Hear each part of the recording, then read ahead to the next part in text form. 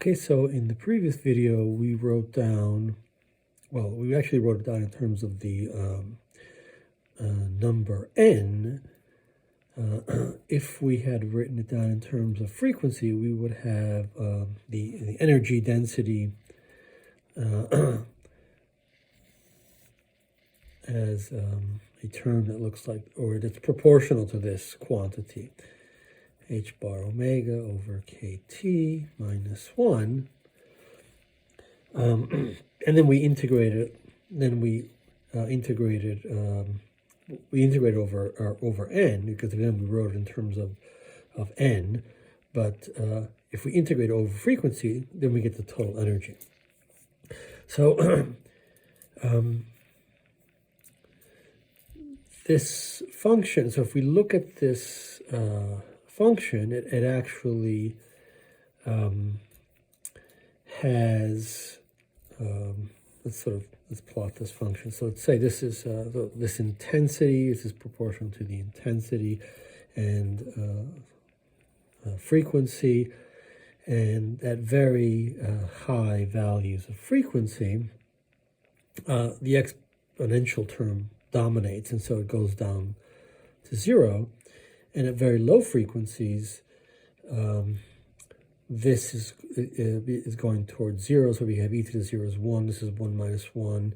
This is going to 0. This is also going to 0. But then you can satisfy yourself that this actually wins. So this is coming down towards 0 at low frequency. And so there has to be some kind of intermediate. So the function kind of looks like that. And this is the thing that we integrate. That we integrated over to get the total energy, to find that it's proportional to the temperature to the 4th power. So the thing to notice here is that there is a peak. There is a omega max. And we can show that, first of all, we can find that value, and then we can show that it's related to the temperature. So this is another way of getting the temperature of a star. If you can look at the spectrum or part of the spectrum and get the maximum frequency, or for that matter, the wavelength of the radiation, the maximum, then we can find the temperature. So let's derive this. Let's take the derivative with respect to omega of this function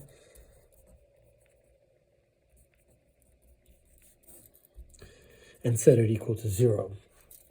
Right, so this is what we want to do, and then we'll see the implications of that. So take the derivative. So we have two terms, right? So the derivative, let's do the chain rule first, the derivative of this term. So we have a 3h bar omega squared over e to the h bar omega over kt minus 1. And then we leave that term alone, and we have the derivative of this term. So we have a minus sign here. So we'll leave that alone. We have this thing to the minus 1. So there's the minus sign, minus that to the minus 2. So we have e, oops.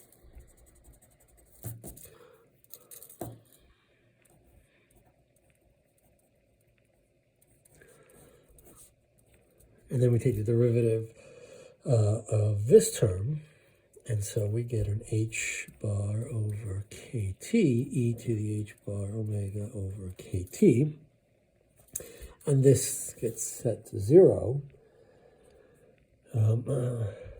And so we can, so this thing is equal to this thing, and then we can simplify, right? We can, we have this term here and this on this side. When we put this to this side, this is this, and so essentially what we have here is a 3 equals h bar omega over kt times 1 over e to the h bar omega over kt minus 1 e to the h bar omega over kt. Another way of looking at this is to simplify a little bit, multiply by e to the minus h bar omega over kt, and divide it by the same thing, and that'll give us 3 equals h bar omega over kt times 1 minus e to the minus h bar omega over kt to the minus 1. You can play around with this, but essentially it turns out that this quantity, h bar omega over kt, you can satisfy yourself that, right, what's the value of that? Because it belongs here and it belongs here, such that we end up getting 3. And the answer is that this has to be about 2.82. I think that gets you, I tried it, and it gets me to 2.99 here, 2.998 or something like that. So it's about 2.82. And so what this is telling us is that the temperature of the star is h bar times omega max over 2.8 times the Boltzmann constant.